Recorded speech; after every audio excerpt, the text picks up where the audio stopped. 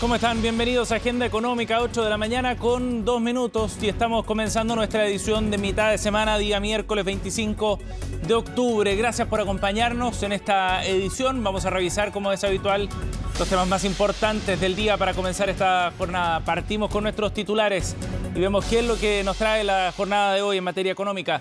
Vamos a partir contándoles sobre la discusión que comienza hoy día y termina mañana en el Consejo del Banco Central. Nueva reunión de política monetaria muy relevante, como todas, pero quizás esta más todavía para marcar un camino, para dar señales de parte del banco respecto a cuál será la velocidad a la que se va a ir recortando la tasa de interés. Hay varios actores del mercado, entre ellos el Grupo de Política Monetaria, que ha planteado que es necesario un recorte cercano a los 75 puntos base. Eso espera el mercado, dado lo que está ocurriendo a nivel global, cierta inestabilidad y también preocupación por la marcha de la economía a nivel local. En una nota les contamos cómo se prepara el escenario antes de la reunión que concluirá mañana. También les vamos a contar de otro tema respecto a lo que está ocurriendo en el mercado en relación a la empresa Cencosud y a los turbulentos días que han vivido recientemente. Habló el ex CEO de Cencosud, este gigante del retail chileno, Matías Videla, el argentino, quien recordemos salió tras una acusación bien grave de uso de información privilegiada, descartó que hubiera hecho uso de tales antecedentes. En una larga entrevista que entrega el Diario Financiero, hoy día da su versión respecto a este caso y asegura que él jamás tuvo la intención de aprovecharse de determinada información disponible dentro de la compañía. Explica que hubo más bien oportunidades de mercado que él vio para esa polémica transacción, la compra de acciones de Cencosud, que luego sería censurada por parte de la CMF, censura que le valió luego la salida de la compañía. Bueno, vamos a revisar algunos de los pasajes más importantes de la entrevista que dio Matías Videla al Diario Financiero. Y también les vamos a contar de otro tema, de la relación entre el gobierno de Chile y la empresa china Sinovac, que ha estado marcada esta semana por la resolución de parte de la compañía farmacéutica de no llevar adelante el proyecto que tenía contemplado en la región de Antofagasta para la fabricación de vacunas acá en Chile. Bueno, ayer esta historia sumó un nuevo capítulo. El ministro de Economía se reunió con representantes de la empresa china en nuestro país. Hablaron sobre los proyectos que tiene la compañía en Chile y sobre esta controversia también que se ha abierto. Han salido duras críticas del sector político por el rol que el gobierno pudo haber tenido en esta fallida construcción del proyecto en la región de Antofagasta. Ya les contamos más en unos minutos. Y por último les contaremos también de la decisión de la empresa canadiense Teck de finalmente suspender la tramitación ambiental del permiso para la ampliación de su proyecto Quebrada Blanca 2. Es una inversión cercana a los 3.000 millones de dólares. Y todo esto ocurrió en la jornada de ayer antes de que se resolviera la calificación ambiental para esta iniciativa. Es parte de la expansión que está liderando la empresa minera en nuestro país. Recordemos que este jueves, de hecho, se va a inaugurar oficialmente con autoridades en un acto que se va a desarrollar en Iquique este proyecto de Quebrada Blanca 2. En este caso estamos hablando de una ampliación. ¿Cuáles son las razones que ha entregado la minera? Lo vamos a revisar también en unos minutos más. Nos vamos a los mercados. Por último, nuestro resumen siempre lo cerramos con los números para partir el día. Estos son los números que llegan desde Europa primero, donde las transacciones ya están abiertas. Marcan una tendencia negativa en el caso del Eurostoxx de 0,18%, mientras que en Londres a esta hora está operando en terreno positivo, pero marginalmente, 0,04%. Asia, en tanto, cierra la jornada de hoy con alzas, tanto en Japón como en Hong Kong. ¿Qué pasó ayer, en tanto, en el mercado local?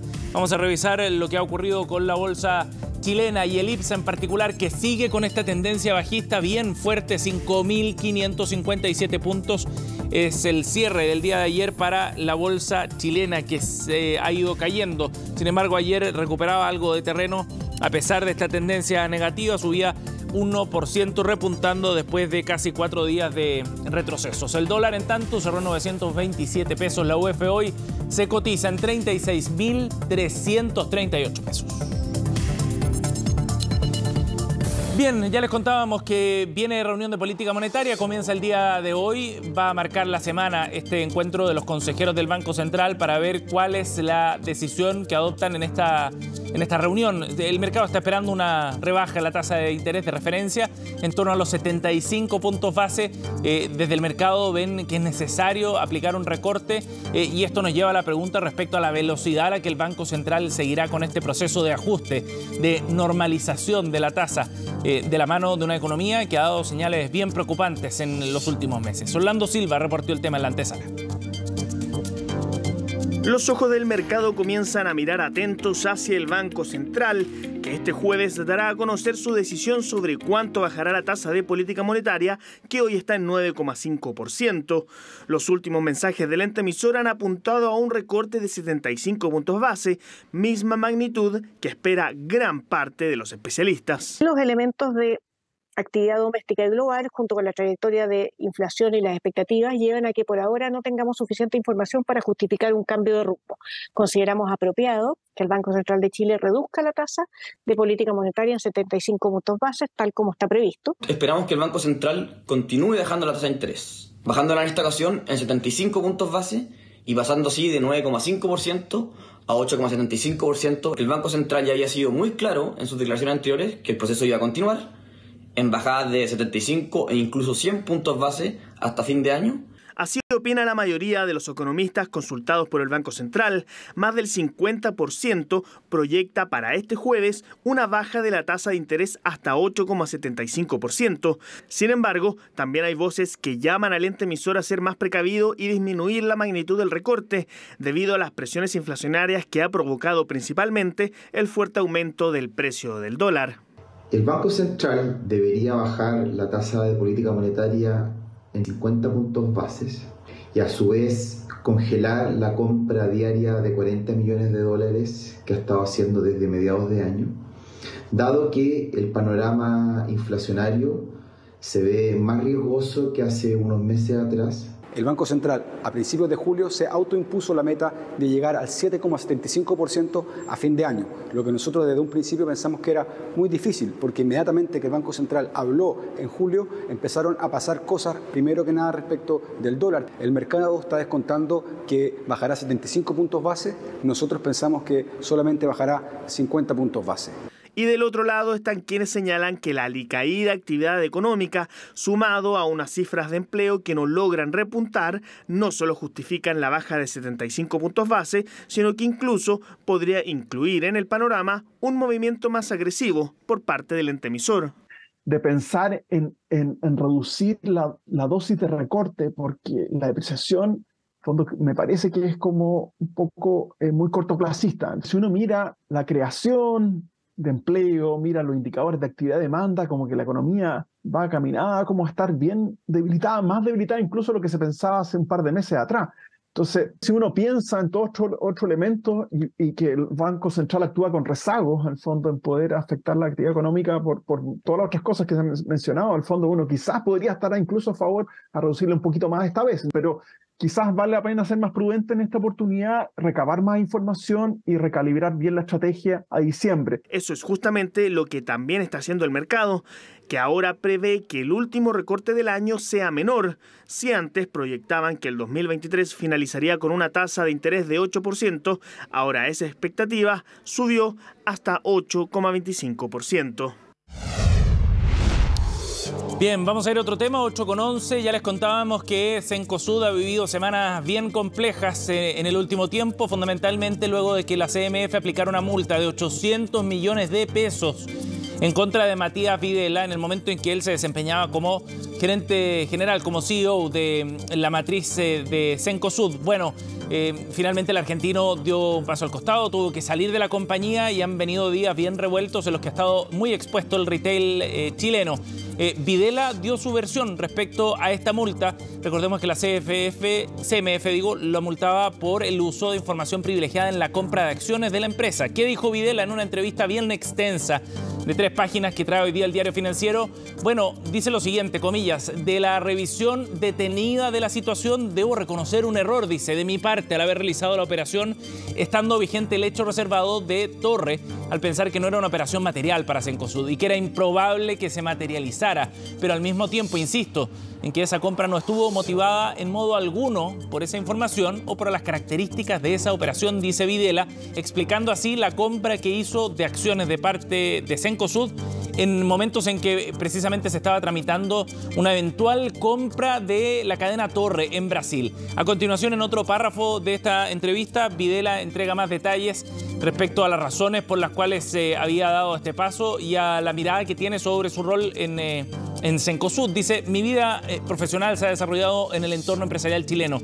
Espero superar esta situación y seguir desempeñándome. Confío en que se entenderá, dice, que cometí un lamentable error, pero que no he hecho uso de información privilegiada en esa compra. Así responde a la gravísima acusación de la CMF. Hay instancias judiciales en todo caso en curso, abiertas todavía, pero que de todas maneras marcan la carrera ejecutiva de alguna forma de Videla en este tramo.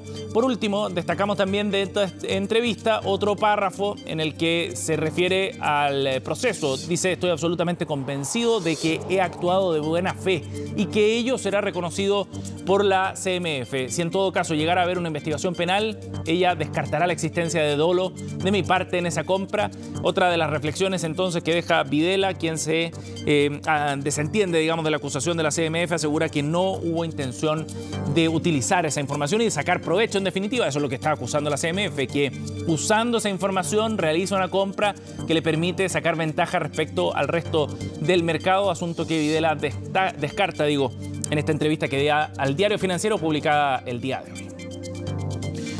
8:14. Vamos a ir a otro tema. Ayer el ministro de Economía, Nicolás Grau, sostuvo una reunión bien importante con la plana ejecutiva de Sinovac acá en Chile. Los representantes de la empresa china se reunieron con el ministro para poder analizar el fracasado intento de instalar un centro de investigación en Antofagasta. El tema ha ido escalando, sobre todo porque desde Sinovac aseguran que a través de una serie de reuniones y de reuniones que están detalladas públicamente en la agenda del lobby del Ministerio de Economía, se solicitó algún tipo de intervención por parte del gobierno respecto al proceso de instalación de esta planta que fue comprometida en el gobierno anterior, en el gobierno del expresidente Piñera. Bueno, ayer el ministro se reunió con la compañía y asegura que el proyecto en Antofagasta nunca estuvo en discusión. Dijo que es una decisión de no hacerlo, que básicamente estaba tomada con anterioridad durante nuestras conversaciones, asegura Nicolás Grau, el ministro de Economía. Aquí ha habido una serie de mensajes que van de ida y vuelta, digamos, desde la versión que ha entregado la misma compañía respecto a este proyecto, porque según lo que ha dicho Sinovac, la decisión se tomó en mayo del año pasado, cuando el gobierno ya estaba instalado, tras concluir que el terreno que se le había ofrecido por parte del Estado no tenía características necesarias. Bueno, en todo este contexto, la bancada de diputados de RN ya solicitó citar al ministro a la Comisión de Economía para que entregue más detalles respecto a este caso.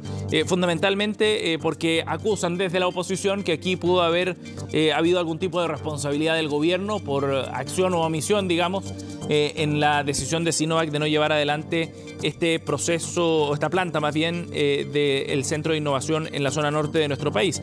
Por ejemplo, el senador José Miguel Durana, el representante de la zona norte, dice que cuando el ministro Grau desdramatiza esta situación, eso es grave. Chile hoy día tiene tasas de cesantía altas a nivel nacional y en regiones. Desechar una inversión de más de 100 millones de dólares, obviamente que representa el sentido de no urgencia que tiene el gobierno, dijo en declaraciones a EMOL el senador Durana. De todas maneras, el ministro de Economía ha subrayado que la empresa todavía no ha desistido de desarrollar vacunas en Chile. Solo se limitó a señalar que como gobierno haremos lo que hacemos siempre en el caso de todas las inversiones, ver las mejores condiciones para que esta inversión se pueda desarrollar, concluyó ayer el ministro tras la reunión con los representantes de Sinovac en nuestro país.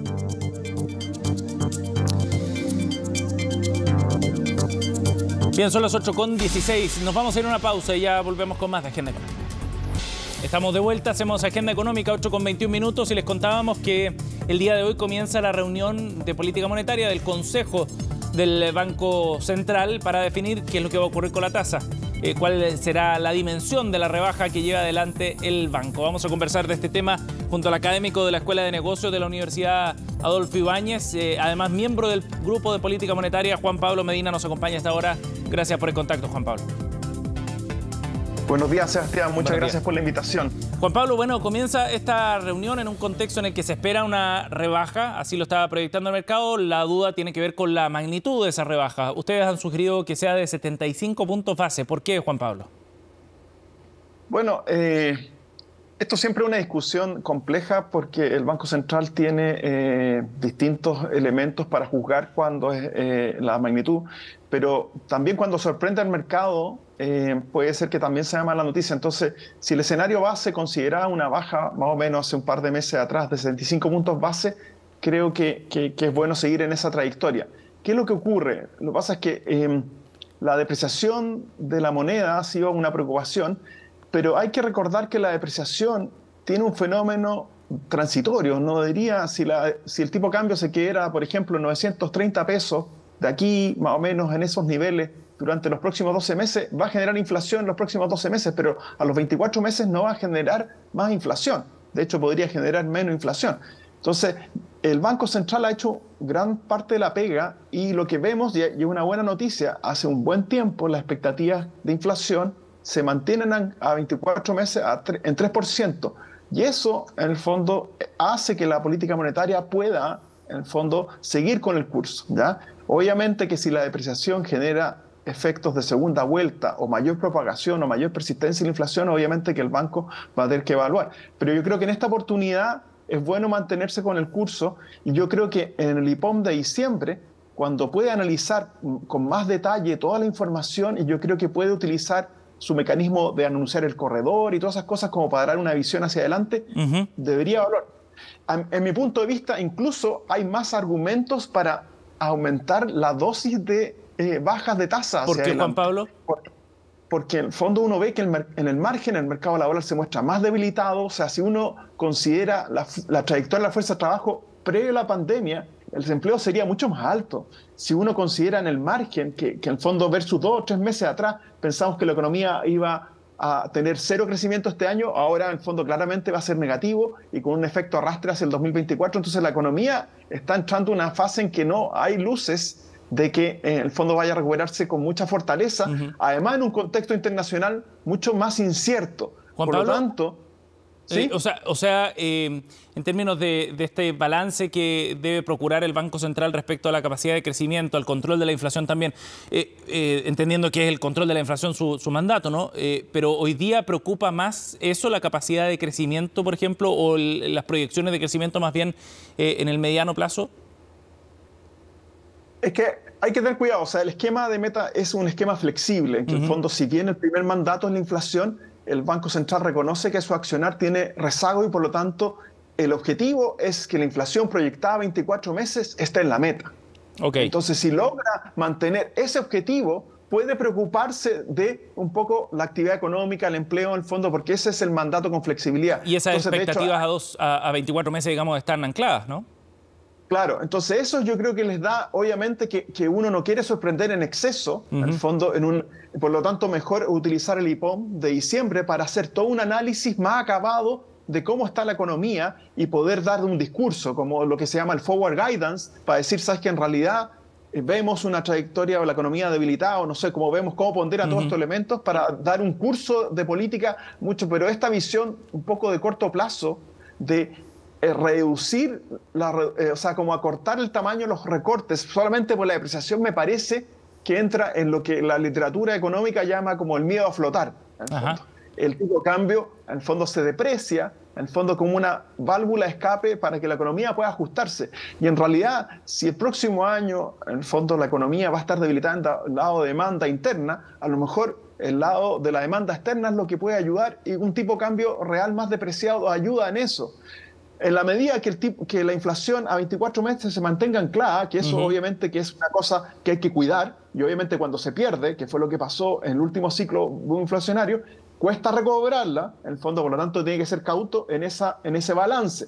Pero a la medida que el Banco Central tenga reputación en ese objetivo, en el fondo, credibilidad en ese objetivo de que la inflación se mantenga y el mercado le crea. Si uno mira encuestas incluso de lo que hace el INSEE de expectativa a 12 meses, incluso en lo más reciente con depreciaciones, igual vienen a la baja esas expectativas de inflación. Quizás todavía no están en el rango meta, pero vienen a la baja. Entonces, muestra que de alguna manera, a pesar de la depreciación de corto plazo que hemos observado, a 24 meses se mantiene el 3%. Entonces, eso permite que el Banco Central, y es lo ideal, pueda mantenerse de una forma contracíclica. Y porque como actúa con rezago, puede ser que la tasa, al fondo, claro, que si baja más lentamente, al fondo, al final, igual la inflación va a caer de 3% en algún momento si la economía entra muy debilitadamente en el 2024. Exacto. Sí. Juan Pablo, en ese sentido, ¿qué esperarías tú mañana en las señales que pueda dar el banco sobre eso? No solamente es relevante y se pone atención en la magnitud de la rebaja de la tasa, también lo que dice el comunicado, digamos, del Consejo es muy relevante. Claro. Sí, efectivamente, yo creo que al final lo que importa es la trayectoria. Entonces, lo que diga el Fondo 65, no sé, puede hacer que diera una sorpresa con 100 puntos base o 50 si que sigue más como los más cautos del mercado. Yo creo que lo más importante va a ser como, ¿qué es lo que dice el fondo? Si dice, el Banco Central va a evaluar en el próximo IPOM el corredor y por lo tanto va a considerar o va a dar un mensaje que a lo mejor la economía le va a poner... va a anticipar, es decir, la economía está mucho más debilitada de lo que pensamos unos meses atrás, por lo tanto vamos a evaluar, a lo mejor si hay que aumentar la dosis, no sé cómo va, pero podrían haber distintas estrategias comunicacionales en eso que apunten, en el fondo quizá, a tratar de decir que a lo mejor la política monetaria tiene un espacio para ser más contracíclico. De acuerdo. Juan Pablo, muchas gracias por conversar con nosotros esta mañana aquí en Agenda Económica, muy amable. Muchas gracias por la invitación, buenos días. Igualmente, buenos días. Nos vamos, gracias por acompañarnos. Cerramos Agenda Económica, pero en minutos partimos noticias.